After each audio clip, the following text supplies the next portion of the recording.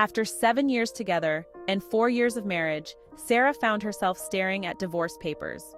Her husband, Mark, had handed them to her without much warning. Their relationship had been on shaky ground for a while, but this was a blow she hadn't expected. Mark's request for a divorce felt like the final nail in the coffin. This video delves into Sarah's journey, her decision-making process, and the moral quandary she faces. Is she in the wrong for refusing full custody of her daughter after the divorce? Mark was ecstatic when they first talked about having children. He envisioned a future filled with laughter, family outings, and bonding moments. Sarah, however, had her reservations. She worried about the financial strain, the impact on her career, and her own emotional readiness for motherhood. But Mark's enthusiasm was contagious, and eventually, she agreed. The early days of Sarah's pregnancy were filled with mixed emotions. She was happy but also anxious about the changes to come. Mark was her rock during this time, always supportive and eager to help. They decorated the nursery together, attended prenatal classes, and even started a scrapbook to document their journey into parenthood. Sarah's pregnancy was a tumultuous journey filled with medical emergencies. She was diagnosed with preeclampsia, a condition that posed severe risks to both her and the baby. There were nights when her blood pressure skyrocketed, leading to emergency hospital visits. Mark initially tried to be supportive, but the constant fear and stress wore him down. He started coming home late, claiming work was demanding. Sarah needed him more than ever, but his absence was palpable. The birth of their daughter, Lily, brought immense joy, but also new challenges. Sarah's health issues didn't disappear postpartum. As months turned into years, the chasm between Sarah and Mark continued to widen. Mark's resentment became more apparent. He often snapped at the smallest inconveniences and withdrew from family activities. Sarah noticed but felt powerless to change the situation. Her health had improved, but the emotional scars remained. Sarah tried to reconnect with Mark.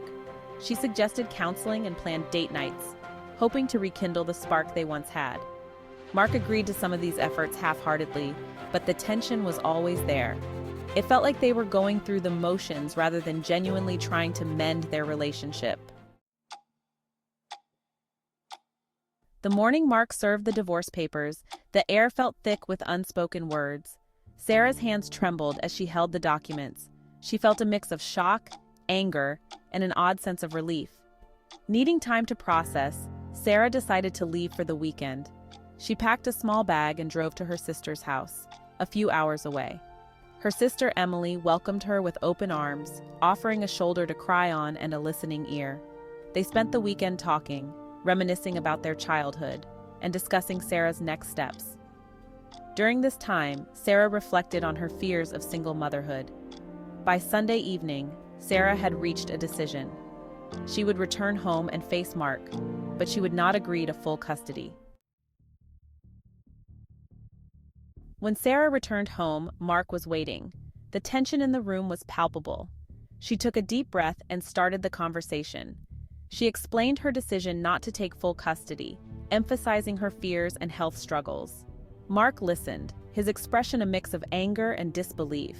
"I can't do this alone, Mark. I can't be the primary parent," Sarah said, her voice trembling. "I want to be there for Lily, but I need your help. We need to share this responsibility." Mark's reaction was immediate and intense. "So you're just going to abandon her? What kind of mother are you?" he snapped. His words stung, but Sarah stood her ground. The confrontation escalated when Mark's mother, Linda, got involved. Linda accused Sarah of being selfish and unfit to be a mother. Sarah felt cornered but remained firm. Sarah's decision was not an easy one. She felt a deep sense of guilt and sadness, but also a resolve to do what was right for her and Lily. She reached out to a therapist to help her navigate this challenging time. Through therapy, she found ways to cope with her guilt and strengthen her emotional resilience. She also took steps to ensure that she could be there for Lily in meaningful ways.